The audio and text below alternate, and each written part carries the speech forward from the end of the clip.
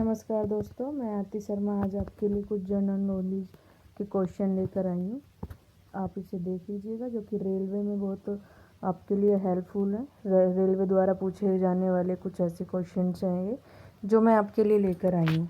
ठीक है दोस्तों, तो सबसे पहले हम बात करते हैं आपसे। फर्स्टली है जो आग को बुझाता है, क्या बुझाता है आग को?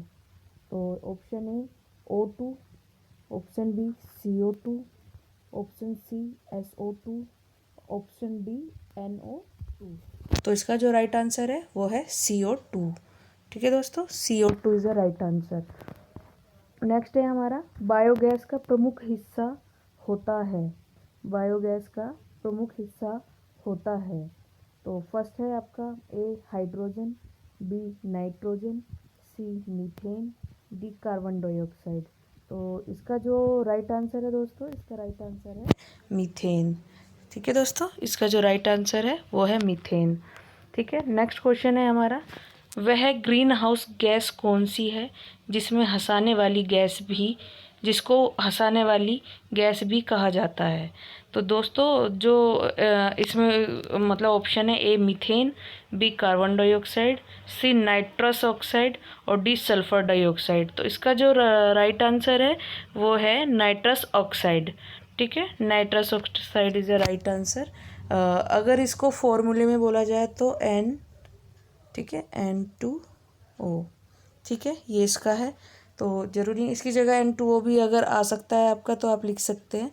ठीक है दोस्तों, नेक्स्ट क्वेश्चन है हमारा, दिल्ली स्थित जंतर मंतर का निर्माण महाराजा ने करवाया था? कौन से महाराजा ने करवाया था?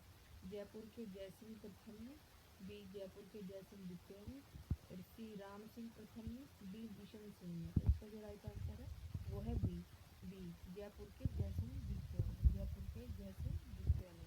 ठीक है दोस्तों, नेक्स्ट क्वेश्चन आ जाता है हमारा।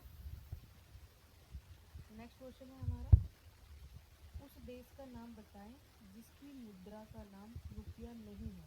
ए नेपाल, बी पाकिस्तान, सी श्रीलंका और डी म्यांमार। तो इसका जो राइट आंसर है दोस्तों, इसका राइट आंसर है म्यांमार। ठीक है दोस्तों, इसका राइट आंसर है म्यांमार। नेक्स्ट क्वेश्चन आ जाता है दोस्तों हमारा, लट्टू को घुमाना किसका एक उदाहरण है? ए केंद्राभिमुख बल, बी उपकेंद्री बल, सी गुरुत्वाकर्षण बल और डी घर्षण बल। तो इसका जो राइट आंसर है वो है केंद्राभिमुख बल। ठीक है दोस्तों, केंद्राभिमुख बल, ये ए वाला इसका सही आंसर है। नेक्स्ट क्वेश्चन आ जाता है हमारा, लुई पाश्चर। ठीक है, लुई पाश्चर को किस खोज के लिए जाना जाता है?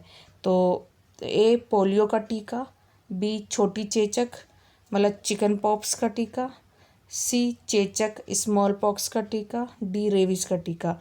तो इसका जो राइट आंसर है वो है रेबीज का टीका। ठीक है दोस्तों, रेबीज का टीके के नाम से लुई पाश्चर को जाना जाता है। इसकी खोज उन्होंने ही की थी। फिर नेक्स्ट क्वेश्चन है, बांग्लादेश में प्रवेश करने के बाद गंगा की मुख्य शाखा को किस नाम से जाना जाता है? ए हुगली नदी, बी जमुना नदी, सी मेघना नदी, डी पद्मा नदी। तो इसका जो राइट आंसर है दोस्तों वो है पद्मा नदी राइट आंसर। नेक्स्ट क्वेश्चन है हमारा, अगर राष्ट्रपति और उपराष्ट्रपति के पद रिक्त हो जाते हैं तो भारत के राष्ट्रपति के रूप में मतलब किसको चुना जाएगा? कौन उस राष्ट्रपति पद के लिए नियुक्त करेगा? तो ए लोकसभा के अध्यक्ष, बी भारत के प्रधानमंत्री, सी भारत के मुख्य न्यायाधीश, डी केंद्रीय मंत्री परिषद। तो इसका जो मतलब सही आंसर है वो भारत के न्यायाधीश। ठीक है दोस्तों, भारत के न्यायाधीश। नेक्स्ट क्वेश्चन आ जाता है, निम्नलिखित में से कौन सा तत्व मैडलीव की आवर्त सारणी में एक निश्चित स्थान नहीं पा सका? तो इसमें जो राइट आंसर है हाइड्रोजन है। वैसे ऑक्सीजन, नाइट्रोजन, सल्फर काफ़ी सारे ऑप्शन है, बट राइट आंसर जो है वो हमारा हाइड्रोजन है। ठीक है दोस्तों, hydrogen is a right answer. Next question आ जाता है हमारा, ऐसे पूर्व खिलाड़ी जिन्होंने बीते वर्षों में खेलों में देश के लिए गौरवपूर्ण प्रदर्शन किया है परंतु वर्तमान में गरीबी की स्थितियों में जीवन व्यतीत कर रहे हैं की सहायता के लिए 1982 में डैश की स्थापना की गई थी। तो किसकी स्थापना की गई थी दोस्तों? खिलाड़ियों के लिए राष्ट्रीय कल्याण निधि की, खिलाड़ियों के लिए राष्ट्रीय सम्मान निधि की। ठीक है, और ऑप्शन भी हैं कि खिलाड़ियों के लिए राष्ट्रीय कल्याण क्लब, खिलाड़ियों के लिए राष्ट्रीय पेंशन योजना, खिलाड़ियों के लिए राष्ट्रीय संवर्धन योजना, पर जो राइट आंसर है वो है खिलाड़ियों के लिए राष्ट्रीय कल्याण निधि। नेक्स्ट क्वेश्चन आ जाता है हमारा, निम्नलिखित धातुओं में से कौन सी कक्षीय तापमान पर द्रव अवस्था में होती है? तो नंबर 1 लेड, 2 ब्रोमीन, सी टंगस्टन, और जो हमारा डी है वो है पारा। तो राइट आंसर है हमारा इसमें पारा। ठीक है, फिर आता है हमारा लैंगिक प्रजनन के दौरान जब दो अलग अलग जीवाणु कोशिकाएं संयोजित होती हैं तो वे डैश का निर्माण करती हैं। किसका निर्माण करती हैं दोस्तों? नंबर 1 कली, नंबर 2 फल, नंबर 3 युग्मनज, नंबर 4 बीजाणु। तो इसका जो राइट आंसर है वो है युग्मनज। ठीक है, युग्मनज। ओके दोस्तों, नेक्स्ट क्वेश्चन आ जाता है हमारा, जब एक धातु पानी के साथ अभिक्रिया करती है तो कौन सी गैस निकलती है? तो जो गैस निकलती है वो हाइड्रोजन है। इसमें ऑप्शन आ जाएंगे ऑक्सीजन, क्लोरीन और नाइट्रोजन, पर राइट आंसर जो है वो हमारा हाइड्रोजन है। ठीक है दोस्तों, फिर हम नेक्स्ट पे आते हैं, दक्षिण एशियाई खेल परिषद SASC का गठन वर्ष डैश में हुआ था? कौन से वर्ष में हुआ था? ऑप्शन दिया है 1983, 1987, 1975 और 1979। तो इसका जो राइट आंसर है वो 1983 है। ठीक है दोस्तों, 1983 में SASC का मतलब जो वो था वो किया गया था। फिर आता है हमारा, भारत का प्रथम वायरस कौन था? वायसराय कौन था? तो इसका Lord Wellesley, William Bentinck, Lord Canning और रॉबर्ट क्वाइल। तो इसका जो राइट आंसर है वो है लॉर्ड कैनिंग। ठीक है दोस्तों, लॉर्ड कैनिंग।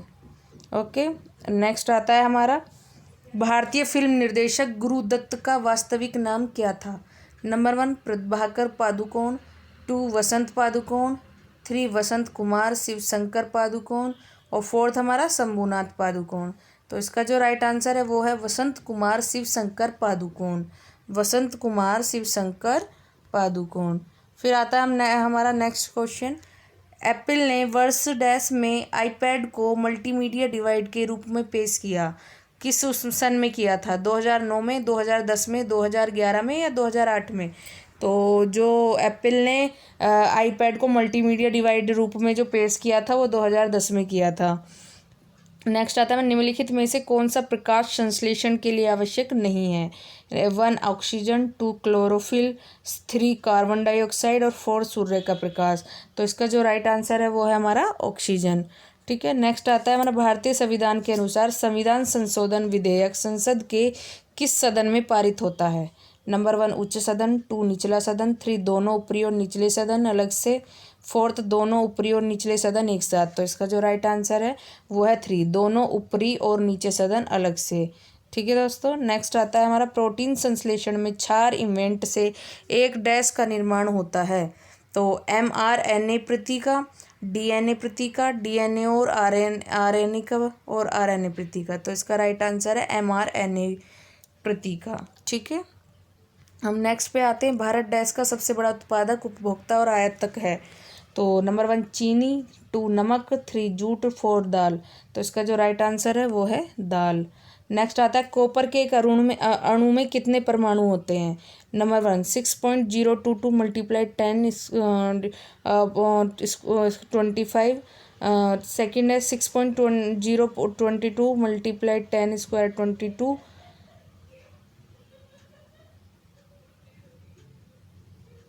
3 है हमारा 6.022 मल्टीप्लाई 10 24 और 4th है 6.022 मल्टीप्लाई 10 23। तो इसका जो राइट आंसर है वो है 6.022 मल्टीप्लाई 10 23। ठीक है, उसके बाद हम आते हैं, यांत्रिक ऊर्जा होती है क्या? नंबर 1 किसी गतिमान वस्तु द्वारा अवशोषित ऊर्जा, किसी वस्तु की गतिज ऊर्जा और स्थिज ऊर्जा का योग, 3rd यांत्रिक कार्यों के दौरान उत्सर्जित ऊर्जा, 4 कार्य करने की दर के बराबर। तो इसका आंसर है किसी वस्तु की गतिज ऊर्जा और स्थित ऊर्जा का योग। नेक्स्ट आता है हमारा, the headquarter of World Bank in located in which country? ठीक है। Number 1 Russia, number 2 England, 3 USA और 4 जापान। तो इसका जो राइट आंसर है दोस्तों वो है यूएसए। ओके। नेक्स्ट है हमारा ऑक्टेटस का न्यूलैंड्स सिद्धांत केवल डैश तक लागू होता था। Number 1 sulphur, 2 potassium, 3 calcium, 4 chlorine. तो इसका राइट आंसर है कैल्शियम। ठीक है दोस्तों, इसका राइट आंसर है कैल्शियम। नेक्स्ट मैं आपके पास लेकर आ रही हूँ कुछ ऐसे मतलब प्रमुख देश और उनके राष्ट्रीय पशु के नाम जो कि आपके एग्ज़ाम में आ सकते हैं और आए भी हैं। ठीक है, तो फर्स्ट मैं आपको लेकर आ गई हूँ यहाँ पर इसमें प्रमुख देश और प्रमुख मतलब देश के राष्ट्रीय पशु, जैसे कि ऑस्ट्रेलिया का जो राष्ट्रीय पशु है वो है लेड कंगारू। ठीक है, जिस तरीके से हमारे देश का राष्ट्रपति है उसी तरीके से राष्ट्रीय पशु है, उसी तरीके से इनका राष्ट्रीय ऑस्ट्रेलिया का जो है लेड कंगारू है।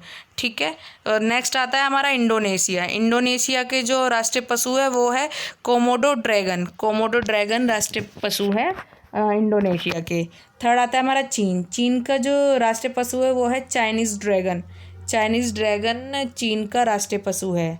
फिर हमारा आता है नेपाल का जो राष्ट्रीय पशु है वो गाय है। नेपाल का राष्ट्रीय पशु गाय है। हाँ जी, गाय नेपाल का राष्ट्रीय पशु माना गया है। स्पेन का जो राष्ट्रीय पशु है वो बैल है। और हमारा रूस के जो राष्ट्रीय पशु है वो है ब्राउन बियर। ठीक है, उसी तरीके से अमेरिका का राष्ट्रीय पशु है वॉल्ड ईगल।